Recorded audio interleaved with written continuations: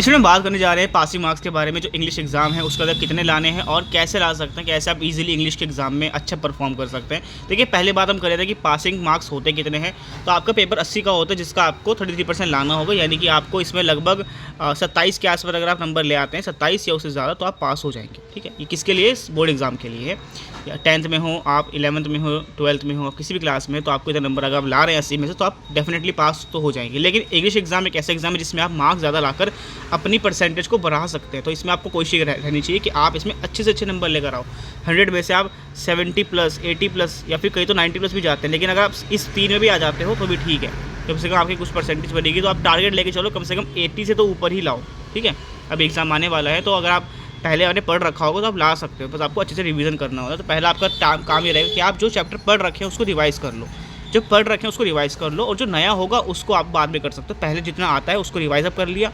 जब रिवाइज हो जाएगा तो आप जो बचे हुए चैप्टर हैं वो यूट्यूब से करना है। यूट्यूब के वन शॉट देख लेना। यूट्यूब पे आपको चैप्टर का नाम डालना है, वहाँ पे आपको पूरी एक वीडियो मिल जाएगी जिसके अंदर सारा चैप्टर समझाया होता है। तो वो जो जिस भी टीचर को समझ आ रहा है उसको आपको देखना है। साथ में उसी चैप्टर के PYQ यानी कि प्रीवियस ईयर के जो क्वेश्चन है, पहले जो क्वेश्चन आए हुए हैं वो कर सकते हो। जो आपके पास अगर कोई सैम्पल पेपर पड़ा हो उसको देख लेना, या फिर गूगल में भी मिल जाएंगे आपको पेपर। तो वहाँ पे जाके क्वेश्चन की प्रैक्टिस जरूर करना, उनके क्वेश्चन आंसर को रीड अप कर लेना। खाली याद नहीं करना है, रीड करना है, समझना है कि आंसर कैसे लिखना है, कितने शब्दों में लिखना है, कितने वर्ड्स आपको यूज़ करने हैं, ये ध्यान रखना है। उसके बाद आप जब आप पेपर करोगे तो आपको जो मेन पॉइंट्स आपने लिखे हैं ना उसको अंडरलाइन करना है। यानी कि जैसे मान लो फॉर एग्जांपल के लिए आपने आर्टिकल लिखा। अब आर्टिकल बहुत बड़ा होता है, आर्टिकल में जो आपने मेन पॉइंट्स, आपको कोई फैक्ट है, कोई आपने ऐसी इंपॉर्टेंट बात लिखी है जो टीचर को नज़र पड़नी चाहिए, तो नज़र पढ़ाने के लिए आपको उस पर नीचे अंडरलाइन कर लेना होता है ब्लैक पेन से अंडरलाइन कर लोगे तो आपको टीचर को ध्यान जाएगा, टीचर को लगेगा कि हाँ इस बच्चे ने ये पॉइंट लिखे हुए हैं, तो आपको मार्क्स मिलने के चांसेस बढ़ जाते हैं। ठीक है, और एक साफ़ सफाई से लिखना है। आपको मार्जिन लाइन ड्रॉ करनी है। मार्जिन लाइन का मतलब होता है कॉपी के इधर और इधर दोनों तरफ लाइन्स खींचनी होती हैं, वो ज़रूरी है। ठीक है, इससे फ़ायदा मिलता है, आपको मार्क्स नहीं होते, लेकिन ऐसा करने से टीचर पे अच्छा इंप्रेशन जाता है, जिससे आपको मार्क्स मिलने के चांसेस बढ़ जाते हैं।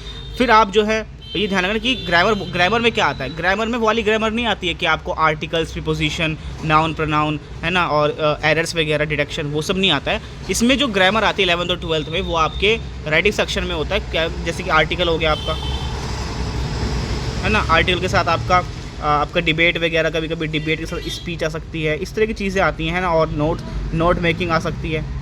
नोट मेकिंग के साथ आपका जो नोटिस होता है, नोटिस आता है, नोटिस के साथ लेटर आ सकता है। तो ये जो चीज़ें हैं, इस तरह की राइटिंग सेक्शन से चीज़ें आती हैं, ये सारी की सारी पढ़ के जानी है। इनके क्या कैसे कैसे रूल्स होते हैं। जैसे फॉर एग्जाम्पल के लेटर है।